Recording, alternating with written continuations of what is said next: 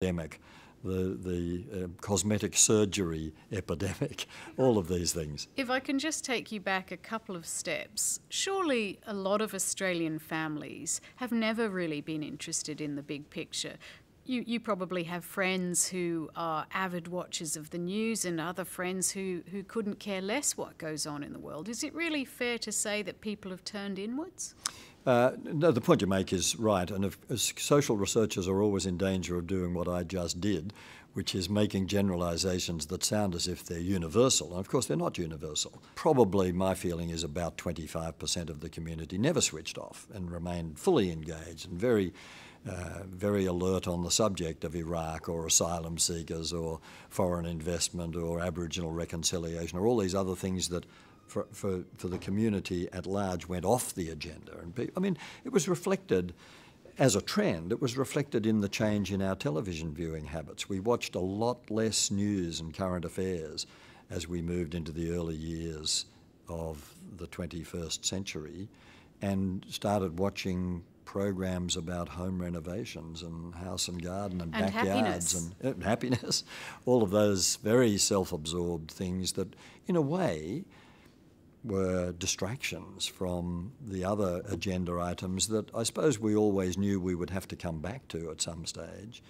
But we wanted time out, and we certainly took it. So where are we now in terms of our level of engagement, of connection with the greater issues? I think the tide is turning.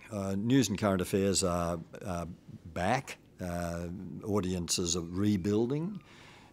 We are more interested in politics. We are changing governments. I mean, we changed the federal government. The 07 election was very significant because that was the beginning of changes all around Australia, the latest now in Victoria. And this is a reflection of people kind of waking up and saying, well, we better show a bit of interest in this. Even hung parliaments, are in a sense a good sign of people, on the one hand, a good sign that people are showing a bit of interest and they're not just going to keep returning the incumbent. They may, in the case of the 2010 federal election, be a bad sign in the sense that that was the result of people fleeing from both major parties. But I think there is a turning of the tide at the moment about that, about materialism. I think the global financial crisis, the threatened recession that never quite came to Australia, did spook a lot of people and did cause them to say, look, we've been crazy. They're looking at their own kids and saying, how did they become so materialistic? And then they look in the mirror and say, I think I know how that happened. So there's a bit of revision going on, a bit of rethinking of our values and our priorities, even to the extent of people wanting to reconnect with neighbours and local communities, having been through a period where we were very inclined to put up the shutters and just think of ourselves and our kids and our own backyards and be a bit at risk of social isolation. In a lot of ways, Australia, and I'm speaking again generally as a whole, seems to have an inferiority complex of where we are in the world.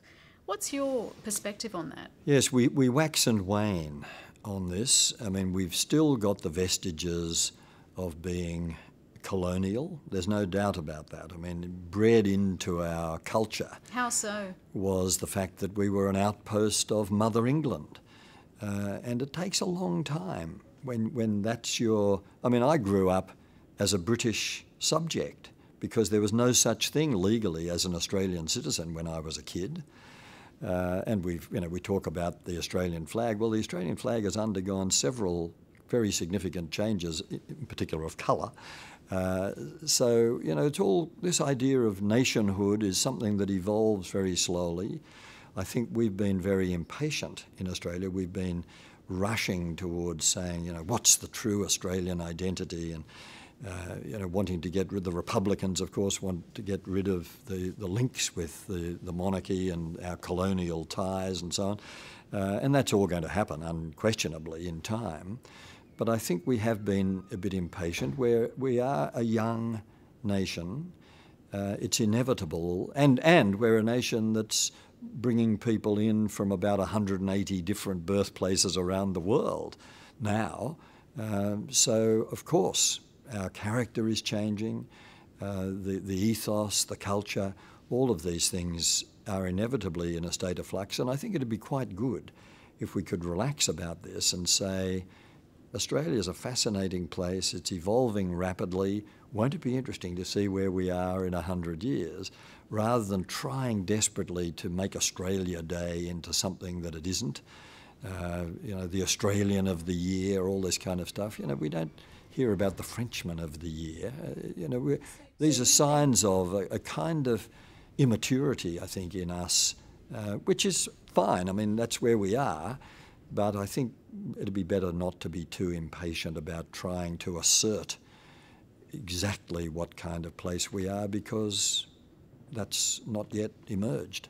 Why is it immature to bestow accolades on Australians who might have done particularly well? Oh, every society does that. It's just that the obsession with the Australia Day, Australian of the Year thing, I think, is a sign of our insecurity about what it means to be an Australian. When we give people honours of various kinds, either because they're very rich or they've done wonderful things or they've entertained us for 50 years or something, I find all this rather absurd. I think if people are worthy of our admiration and respect, that's great, and I don't think they need symbols to remind us that we have to give them this kind of respect. However, every society does this and we go along with it, and that's fine. But no, I just think the Australianness thing, like the word un-Australian that had a bit of currency over the last 10 years or so, is another one of these things that is someone saying, politicians in this case, we know what it means to be Australian and what Australian behaviour is, so we can now make the judgment that that is un-Australian. Well, what is un-Australian? Australians behave really badly because they're human, and they behave really well because they're human. And most of what we really admire in each other and in Australian society is not uniquely Australian at all. Most of what we talk about as good Aussie values, etc., are the values esteemed in every Western liberal democracy. What about Anzac Day? Because in the last decade there's been a huge resurgence in Anzac Day and the whole concept of bravery, heroism, diggers, fighting, dying for Australia, hasn't there? There has. Many people predicted the death of Anzac Day, of course. It looked as though in the post-Vietnam years it would just wither. Exactly the opposite has happened. It's experienced a huge resurgence, and its character has undoubtedly changed. The people who are trying to make Australia Day our really big national day, I think, have forgotten that Anzac Day has become our really big national day.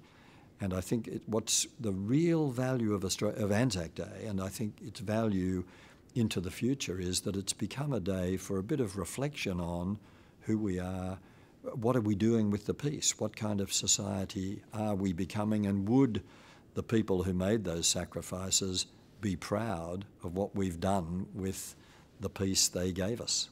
Some would say, though, that Anzac Day has become very politicised.